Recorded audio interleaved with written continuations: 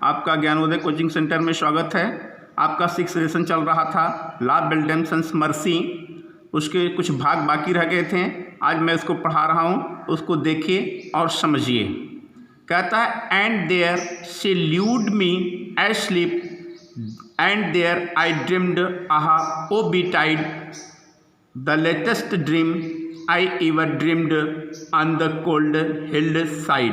कहता है ल्यूड माने होता है लोरी, एस्लीप यानी सुलाना। कहता है कि वह वहाँ मुझे लोरी गा करके सुला दी। And there I dreamed, there यानी वहाँ, ड्रीम में स्वप्न देखना, और मैंने वहाँ स्वप्न देखा। आहा ओ बीटाइड, आहा ओ बीटाइड का मतलब होता है बुरा होना, खराब जाना। लेटेस्ट यानी नया, ड्रीम एंड स्वप्न, I ever dream on the cold hill side. और कहता है कि जितने भी मैंने स्वप्न देखे थे उसमें यह सबसे नया स्वप्न था। कहाँ पर? On the cold hill side, ठंड पहाड़ियों के किनारे। Pale kings and princes too pale warriors death pale were they all. Pale यानी एलो, किंग यानी राजा, प्रिंस यानी राजकुमार, वॉरियर मानी योद्धा, डेथ यानी मृत्यु, पेल यानी पीला पड़ना। कहता है कि मैंने स्वप्न में राजाओं, राजकुमारों और योद्धाओं को देखा जो मृत से क्या पड़ गए थे? पीले पड़ गए थे। दे क्राइड, वे चिल्ला रहे थे। ला बेल्डेमसन्स मर्सी हेथ दी इंथ्राल, यानी ला बेल्डेमसन्स मर्सी का मतलब मैंने पहले बताया था, निष्ठुर नारी। हेथ दी इंथ्राल यानी फांस लेना, कैच कर लेना। कहते हैं वे चिल्ला रहे थे और यह कह रहे थे कि इस निष्ठुर नारी ने तुम्हें अपने प्रेम के जाल में फंसा लिया है। आगे देखिए, I saw their starved lips in the gloom.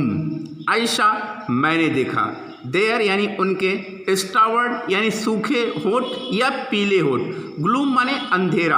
कहता कि मैंने अंधेरे में उनके सूखे होठों को देखा। With worried warning gap divide, worried माने होता है भयंकर, वार्निंग यानी चेतावनी देना, गैप यानी खाली, वाइड यानी विस्तृत। कह रहा है कि वे मुझे चेतावनी दे रहे थे और इस कारण उनके जो मुख थे वह काफ़ी चौड़े खुले हुए थे।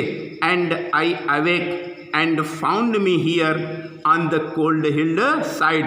अवेक यानी जगना, फाउंड यानी पाना, हियर यानी यहाँ, कोल्ड हिल्ड साइड यानी ठंड पहाड़ियों के किनारे। और कहता कि जब मैं अपने स्वप्न से जगा तो मैंने अपने आप को कहाँ पाया?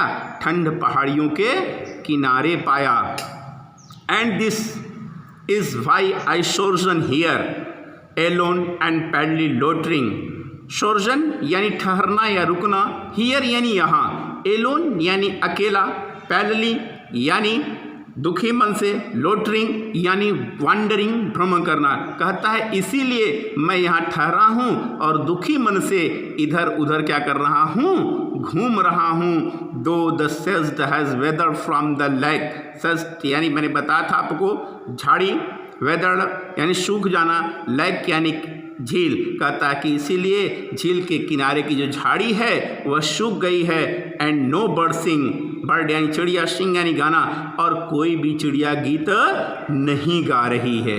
एक बार मैं इसको और रिवाइज कर दे रहा हूँ, उसको देखिए। And there she lulled me asleep, lulled यानी होता है लोरी, एस्लीप यानी सुलाना।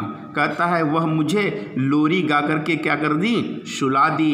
And there I dreamed, there यानी वहाँ, ड्रीम्ड यानी स्वप्न देखना, और मैंने वहाँ स्वप्न देखा।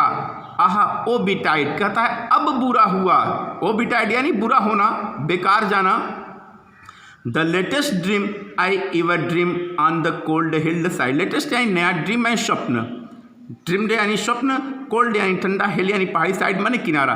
कहता है कि मैंने ठंड पहाड़ी के किनारे जो स्वप्न देखा वह मेरे सारे सपनों में, जितने भी स्वप्न देखे थे उसमें क्या था? सबसे नया था। I saw pale kings and princes too pale warriors death pale were they all. Pale यानी पीला पड़ना, किंग यानी राजा, प्रिंस यानी राजकुमार, वॉरियर यानी योद्धा, डेथ यानी मृत्यु, पेल यानी पीला। कहता है मैंने अपने स्वप्न में मृत से पीले पड़ गए राजाओं, राजकुमारों और योद्धाओं को देखा। दे क्राइड, वे चिल्ला रहे थे, ला बेल्डेंसन्स मर्सी यानी निष्ठुर नारी ने, हे दी इंथ्राल यानी फांस लेना। कहते हैं कि वे चिल्ला रहे थे और कह रहे थे कि निष्ठुर नारी ने तुम्हें अपने प्रेम के जाल में क्या कर लिया है, फांस लिया है। I saw their starved lips in the gloom, starved यानी पीले पड़ जाना, सूखे होठ, ठीक है। ग्लूम यानी अंधेरा। कहता है अंधेरे में मैंने उनके सूखे और पीले पड़ गए होठों को देखा।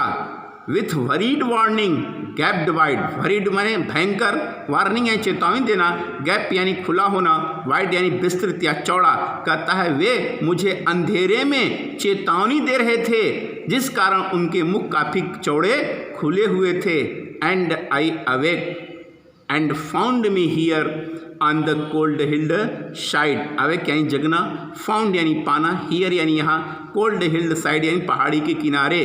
कहता है कि और जब मैं अपने स्वप्न से जगा तो मैंने अपने आप को ठंड पहाड़ियों के किनारे पाया। And this is why I sojourn here alone and palely loitering. Sojourn यानी ठहरना या रुकना, हियर यानी यहाँ, एलोन यानी अकेला, पैडली यानी दुखी मन से, लोटरिंग यानी वॉन्डरिंग भ्रमण करना। कहता है इसीलिए मैं यहाँ ठहरा हुआ हूँ और अकेले दुखी मन से इधर उधर घूम रहा हूँ।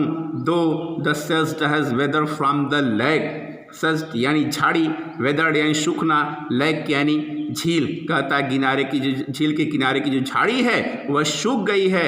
एंड नो बर्ड सिंग, और कोई भी चिड़िया गीत नहीं गा रही है। तो डियर स्टूडेंट्स, आज आपका 6th लेसन यह खत्म हुआ। मुझे आशा है कि यह मेरा पढ़ाया हुआ आपको बाकायदे समझ में आया होगा। अब नहीं समझ में आया तो आप इसको कमेंट करिएगा, मैं इसको दोबारा पढ़ाने का प्रयास करूंगा और आपकी समस्याओं का हर संभव दूर करने में मदद करूंगा। ओके, थैंक यू, धन्यवाद।